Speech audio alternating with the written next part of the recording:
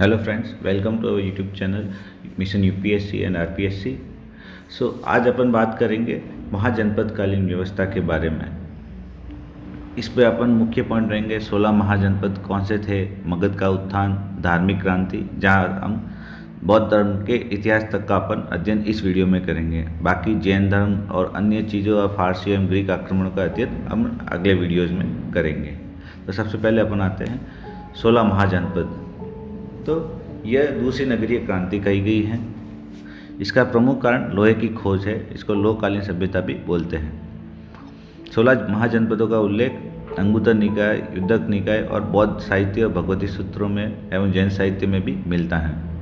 16 महाजनपद व उनकी राजधानी क्रमशः इस प्रकार थी: कंबोज की हटक, गांधार की तक्षशिला, कुरु की इंद्रप्रस्थ या हस्तिनापुर जिसका नाम था, पांचालों की अहिछत्रपुर या कांपिल्य, कौशल की साकेत या सावस्ती जिसको हम प्रेजेंट में अयोध्या के नाम से भी जानते हैं, फिर मल्ल संघ की कुशीनगर, वज्जी संघ की विदेह या वैशाली या उसका पूर्वकालीन नाम मिथिला भी था, अंग देश की छंपा, मगध की राजगीर या पाटलिपुत्र, काशी की वाराणसी जो कि वरुणा और अस्सी नदी पर स्थित है, सूरसेन की मथुरा, मत्स्य की विराटनगर, वत्स जनपद की कौशाम्बी, चेदी की सुक्तिमती, अवंती की उज्जैन एवं माहिष्मती और अस्मक की पाटन। अब बात करते हैं मगध के उत्थान के बारे में। मगध के उत्थान के निम्न कारण थे। पहला, सामरिक एवं भौगोलिक कारण। उसकी लोकेशन काफ़ी स्ट्रेटेजिक दृष्टिकोण से काफ़ी महत्वपूर्ण थी और भौगोलिक दृष्टिकोण से, क्योंकि यह पहाड़ का मध्य का एरिया था। फिर यह नदियों के बहाव क्षेत्र के बीच में स्थित है। नदियों का प्रयोग सिंचाई व नौकायन में किया जाता था। मगध का क्षेत्र खनिजों से भरपूर था। मगध क्षेत्र में वर्तमान के बिहार, यूपी के कुछ भाग ये सब आते हैं जो आज भी खनिज क्षेत्रों से भरपूर हैं। फिर उपजाऊ मैदान। मगध के आसपास के क्षेत्रों में जंगली हाथी पाए जाते थे। उस जमाने के शासकों के पास हाथी सेना भी थी, जैसा कि अपन ने पुरु के ज़माने में अपन ने देखा है कि उन्होंने सिकंदर से हाथी सेना से युद्ध किया था। फिर वहाँ के शासक काफ़ी महत्वाकांक्षी होते थे। फिर बात करते हैं हर्यक वंश की, जिसका समय काल है 545 से 412 BC। इसमें सबसे पहला शासक था बिंबिसार, जिसको सैनिक नाम से भी या चतुर्जस के नाम से प्रसिद्ध है। यह प्रथम साम्राज्यवादी शासक था। इसने कौशल नरेश प्रसेनजीत की बहन कौशला देवी से विवाह किया। इसने लिच्छवी राजकुमार चेतन्ना से भी विवाह किया। उसने मद्र राजकुमारी सेमा से या खेमा से भी विवाह किया। इसने अंग प्रदेश को जीत लिया और अपने पुत्र अजातशत्रु को वहाँ का राजा बना दिया। प्रसेनजीत ने इसे काशी नरेश को दहेज में दे दिया। इसने अपने चिकित्सक जीवक को अवंती के शासक प्रयोद की चिकित्सा हेतु भेजा। जीवक की शिक्षा तक्षशिला में हुई। इसके पुत्र अजातशत्रु ने उसकी हत्या कर दी थी। द्वितीय शासक था अजातशत्रु, इसे कुणिक के नाम से भी जानते हैं। इसने काशी पर अधिकार किया। इसके मंत्री बस्कार ने वज्जी संघ में फूट डाली। अजातशत्रु ने वज्जी संघ को जीत लिया और युद्ध में उसने रथ मूसल और महाशिलाकंटक नामक अस्त्रों का प्रयोग किया। अजातशत्रु ने प्रथम बौद्ध संगीति का आयोजन किया। इसके पुत्र उदयन ने इसकी हत्या कर दी। इसका तृतीय शासक उदय या उदयन था। इसने सोन व गंगा नदी के किनारे पाटलिपुत्र नामक शहर बसाया, जो आगे जाके मगध की राजधानी रही। फिर नागदर्शक या नागदर्शक, ये इस वंश का अंतिम शासक था। फिर शिशुनाग वंश की स्थापना हुई, जो 412 BC से 344 BC तक चला। इसका संस्थापक शिशुनाग था। शिशुनाग ने अवंती को जीत लिया और इसने वैशाली को अपनी राजधानी बनाया। इस वंश में द्वितीय शासक कालाशोक बना। इसने द्वितीय बौद्ध संगति का आयोजन कराया। इसने पाटलिपुत्र को पुनः अपनी राजधानी बनाया, जो कि पहले वैशाली थी। फिर आया नंद वंश, जिसका समय 344 से 322 BC का तक था। इसमें प्रथम शासक महापद्मनंद था। उसका दूसरा नाम भार्गव नाम से प्रसिद्ध है। ये जैन धर्म का अनुयायी था। खारवेल के हाथी गुम्फा अभिलेख के अनुसार कलिंग पर इसने आक्रमण किया, वहाँ नहरों का निर्माण करवाया और वहाँ से जिनसेन की मूर्ति लेकर आ गया। अष्टाध्यायी के लेखक महर्षि पाणिनि इनके समकालीन थे। यह संस्कृत व्याकरण की प्रथम पुस्तक मानी जाती है। इसका द्वितीय शासक था गणानंद। इसने चाणक्य का अपमान किया और चाणक्य दान विभाग का प्रमुख था। जनानंद ने जनता पर अत्यधिक कर लागू किए। चाणक्य ने चंद्रगुप्त मौर्य की सहायता से इस गणानंद की हत्या कर दी। अब बात करते हैं धार्मिक क्रांति के बारे में। तो ये टॉपिक मेंस की दृष्टि से काफ़ी महत्वपूर्ण है। इसमें सबसे पहले अपन बौद्ध धर्म के बारे में बात करेंगे। बौद्ध धर्म के संस्थापक थे गौतम बुद्ध। इनके बचपन का नाम था सिद्धार्थ। इनका जन्म स्थान लुम्बिनी में था, जो कि प्रेजेंट में नेपाल में स्थित है। इनका जन्म 563 BC में हुआ। इनकी माता का नाम महामाया था। इनकी मौसी या सौतेली माँ का नाम प्रजापति गौतमी था। इन्होंने ही बुद्ध का पालन पोषण किया। इनका कुल शाक्य था, इनको इसलिए शाक्य मुनि के नाम से भी जाना गया। इनकी गोत्र गौतम थी, इसलिए इनको गौतम बुद्ध भी कहा गया। पिता शुद्धोधन थे, पत्नी का नाम यशोधरा और पुत्र का नाम राहुल था।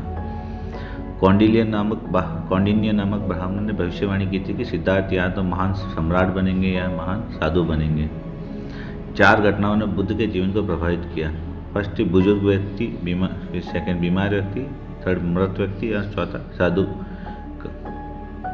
29 वर्ष की अवस्था में ही बुद्ध ने गृह का त्याग कर दिया। इनके गुरु आलार कलाम थे, जो कि सांख्य दर्शन के आचार्य थे।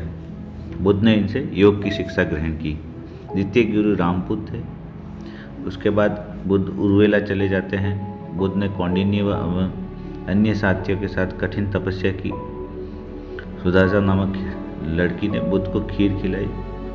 बुद्ध ने मध्यम मार्ग का प्रतिपादन किया। बुद्ध ने कहा कि वीणा के तारों को इतना भी मत खींचो कि टूट जाए और इतना भी ढीला मत छोड़ो कि संगीत उत्पन्न हो।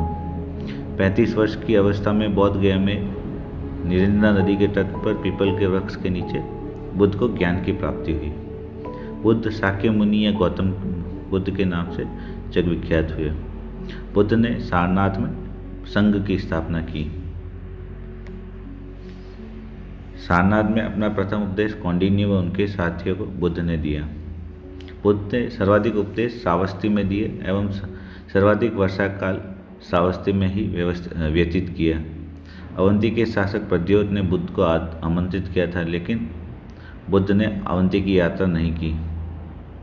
बुद्ध का प्रधान शिष्य उपाली था और उनके प्रिय शिष्य आनंद थे। आनंद के कहने पर बुद्ध ने महिलाओं को संघ में प्रवेश दिया। बुद्ध की मृत्यु के पश्चात आनंद को निर्वाण की प्राप्ति हुई। वैशाली की प्रसिद्ध नगरवधु आम्रपाली बुद्ध की शिष्या बन गई। 80 वर्ष की अवस्था में कुशीनगर में भगवान बुद्ध की मृत्यु हो गई।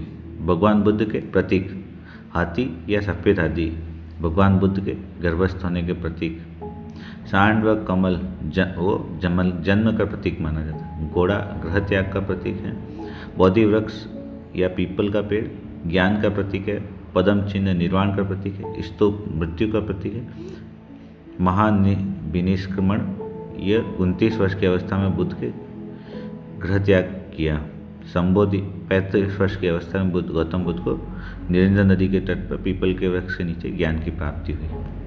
धर्मचक्र प्रवर्तन ज्ञान की प्राप्ति के पश्चात भगवान बुद्ध ने सारनाथ में कौंडिन्य व उसके साथियों को प्रथम उपदेश दिया, जिससे धर्मचक्र प्रवर्तन कहा गया। महापरिनिर्वाण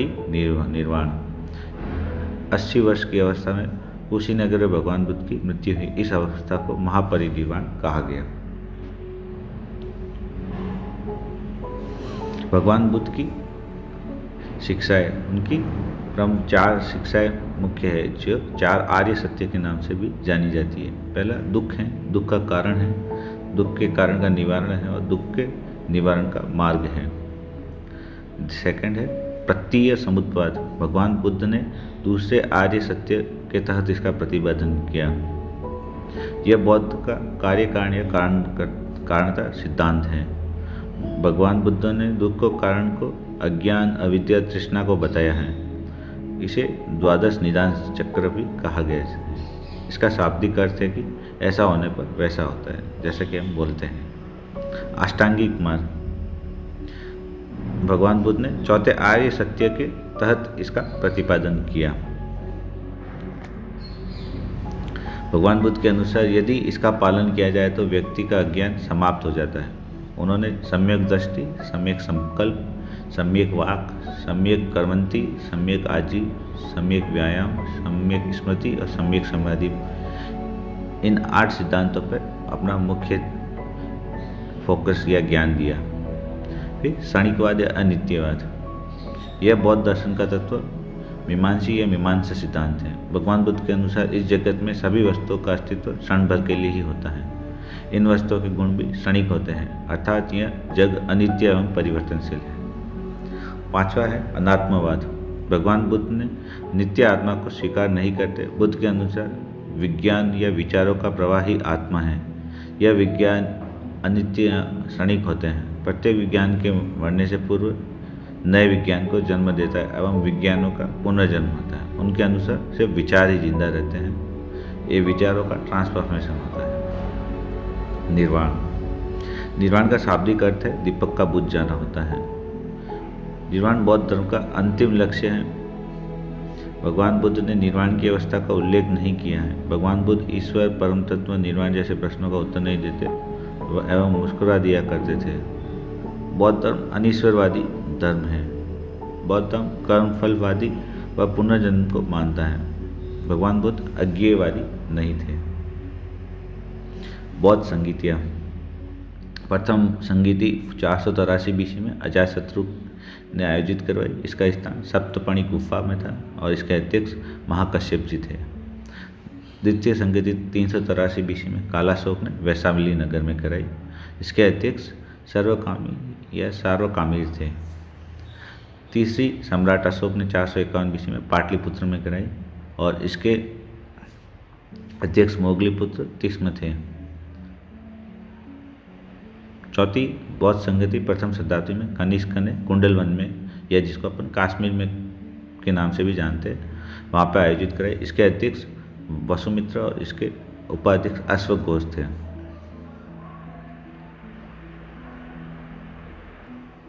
अब बात करते हैं प्रथम संगीति। प्रथम संगीति में सूत पिटक की रचना की गई। इसके रचनाकार आनंद थे। इसमें भगवान बुद्ध की शिक्षा एवं जीवन की घटनाएं मिलती हैं।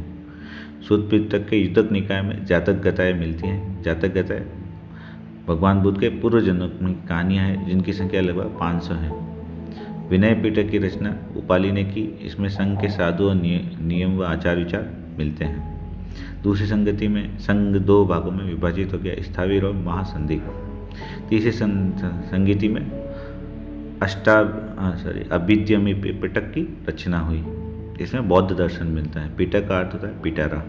संयुक्त रूप से इन्हें त्रिपिटक कहा जाता है। चतुर्थ बौद्ध संगति में संघ 2 भागों में विभाजित हो गया, हीनयान और महायान। इसके आगे दोस्तों हम अगले वीडियो में बौद्ध धर्म के बारे में और डिटेल में स्टडी करेंगे।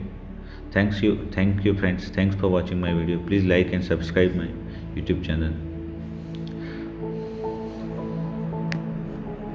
Thanks for giving your precious time. Thanks a lot.